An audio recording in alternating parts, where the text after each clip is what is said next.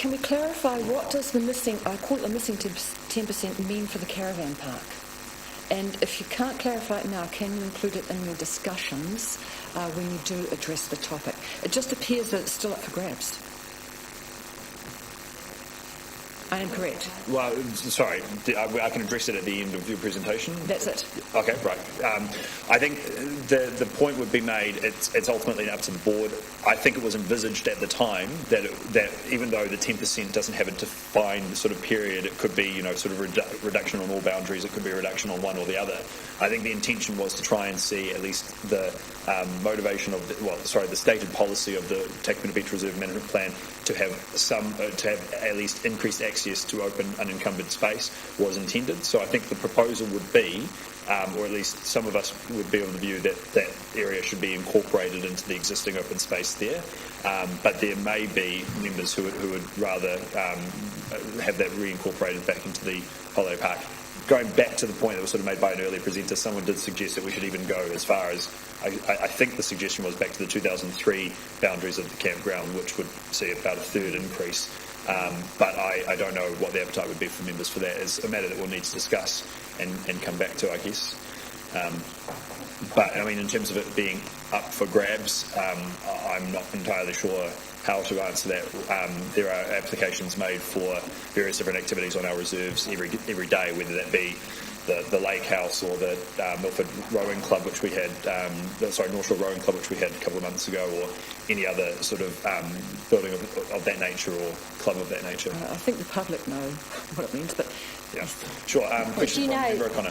Did you know that last year, I think it was last year, that we did, Mike, when was it we did a survey?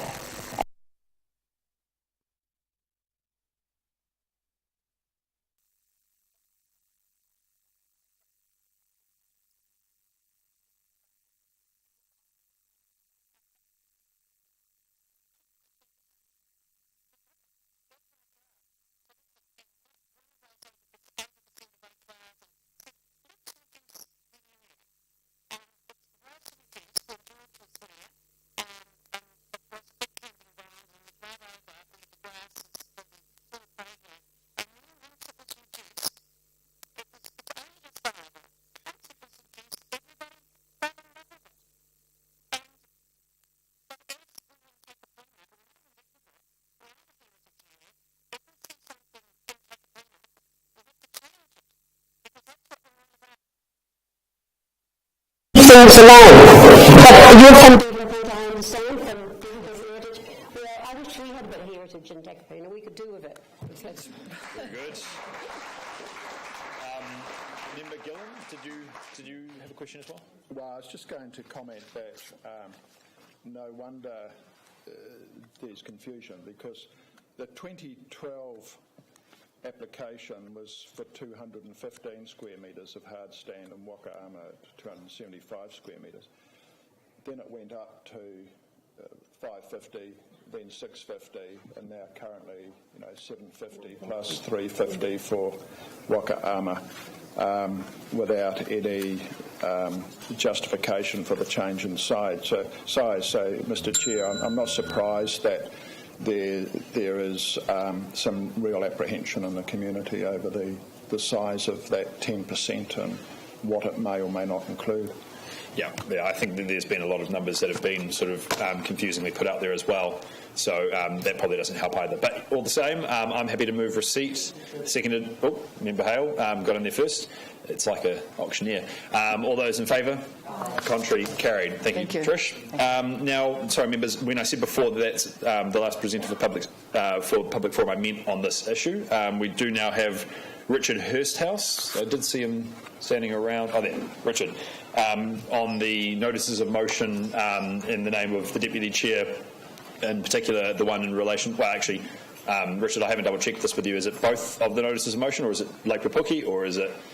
I was asked to speak about Lake Pupuki, but I'm happy to talk about the other ones. Well, I just know we've received emails from you about both of them, so the Pūtakawa trees on Clifton are the second point, sorry. So anyway, I don't want to limit your ability to speak to either or both, but whenever you're ready.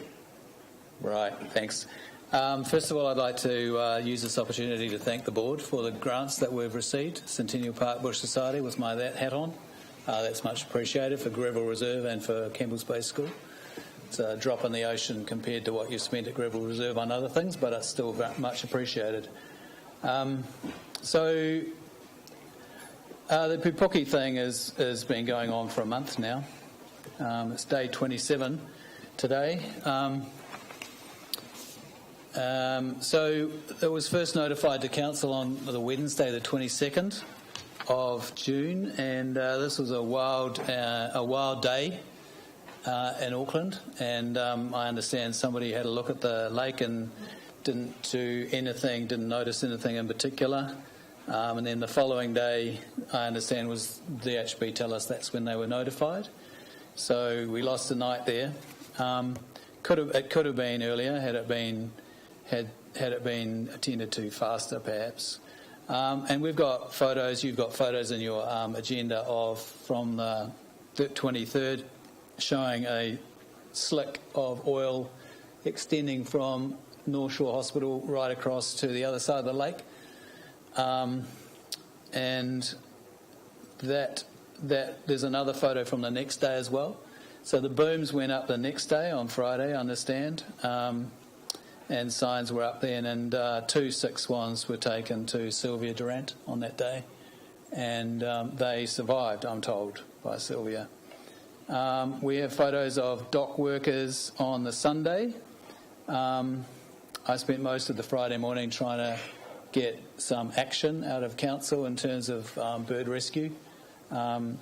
My contention is that the bird rescue could have been faster, and it seemed like council staff didn't really know who was responsible for that job, and so it took quite a while to kick in. Day 6 was Tuesday the next week. I circulated video taken by a resident showing diesel still entering the lake on day 6. And we've had photographs of diesel in the lake ever since day 8, day 10, day 13. On day 13, a resident was photographing diesel at the DHB site and was accosted by a security officer and asked to remove the photos from his camera. And the same residents attended 3 times to the site, various times either on DHB land or next to the land, and has been accosted by security staff as well and told he shouldn't be there taking photographs. Day 20, we have photographs of diesel on the water. That was 7 days ago. And today I've got photographs sent to me of diesel on the grass by the lake, which could possibly be flowing. But we don't have any diesel entering the lake now, we believe, although it could be. And the water quality assessments are that the lake is now, after nearly 4 weeks, safe to swim in again and fish. So that's Lake Pupuki. It's been I think what annoyed Forest and Bird most was the downplaying of this event by the DHB. And that has been addressed, and I'm sure they've been working very hard on it. But to say that it was a minor event is not correct, and to say that it was caused by stormwater is not correct. It's clearly a breach of their requirements under the RMA to store for storing diesel safely, and we believe up to 300 litres of diesel have been spilled into the lake. So in terms of wildlife, quite a number of wildlife were taken to Ambury Park and to the zoo, and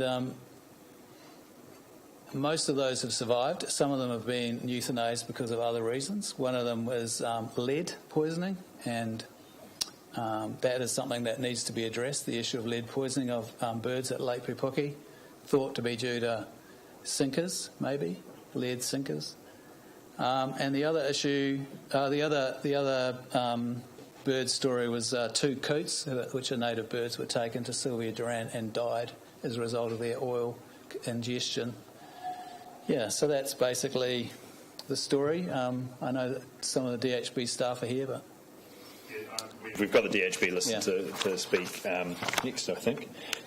So thank you very much, Richard. And just briefly, because you did raise it, thank you also for the work that you've done with Centennial Park, Greville Reserve across the road and behind the school as well. I think the board was very supportive of it at the time, because we know that you've done it for incredibly low cost, considering that it's all volunteer work and we're really only paying for the materials. But also thank you for the work that you've put into this. And so I will, in addition to moving the motion to thank you for your presentation, to receive your presentation, I think it's appropriate, members, that we acknowledge and thank Forest and Bird for their diligence in raising this issue, but also keeping an eye on it for the length of time you have. So we'll do that, but I'm sure there will be some questions, because you've spoken for the 5 minutes, but I'm sure that there is perhaps some updates needed about Clifton Road. Members have any questions? Maybe I'm not so sure. Oh, question from Councillor Darby. And thank you, Richard, for Speaker box, please. being the key community advocate on this. So we've had some discussions on this. So we need to not just walk away at this stage. We need to learn from this event, and we've talked about that. So what are the key learnings for you in terms of, we're councillors, I'm a councillor, in terms of the council's response plan? It's council's responsibility to take the lead. We're talking about Lake Pupuki? We're talking about Pupuki. So what are the learnings that you can convey to us now in terms of the adequacy or inadequacy, I'd probably emphasise the latter, in terms of our response to probably the most significant pollution incident that I can recall on the North Shore? Well, I'm looking from the outside in, so I don't know everything about what's happened in terms of staff. I know there's been a big effort. I think the response in the first instance was slow, partly because of the weather. I think the response to the bird rescue issue was slow, and I think there needs to be a very clear process there. And I think we need to have a sit down and have a debrief on it. But I think that could be a learning point. After the event, people say, oh, we have a diesel response unit or an oil spill response unit, but it appeared that some people didn't know that it existed, maybe. And I think we need to be honest about these things rather than downplay them. So would you, Chair, if I can, would you want to ask for what was the response plan? That is the plan that sits on the shelf and then gets implemented. What did that look like, and how was it implemented? Indeed. Is that a fundamental question? Absolutely. So I think that's a worthwhile part of the debate when we get to the item. Deputy Chair Gillen has agreed to have a second resolution added. In the Chair's recommendations, you'll see about the Lake Pupuki management plan and just the importance of updating not only that document but also any kind of ancillary aspects to it, given not only this incident but also the issues we had with lakeweed only a couple of months ago. Member Rowe, and then Member O'Connor, and then I'll wrap the item, and then Member Cohen. Then I'll wrap it. Yes, Richard, thank you for your presentation. Just in terms of the Health Board, I am a member of the Waitemata District Health Board, and I know for a fact that the Health Board swung into action immediately. You may not have been contacted immediately because they dealt with pollution control, they dealt with Auckland Council. They were actually, within 24 hours, had mail drops to people that live around the lake edge. They were on the telephone talking to people that they knew in the community, and I felt that the response was pretty good.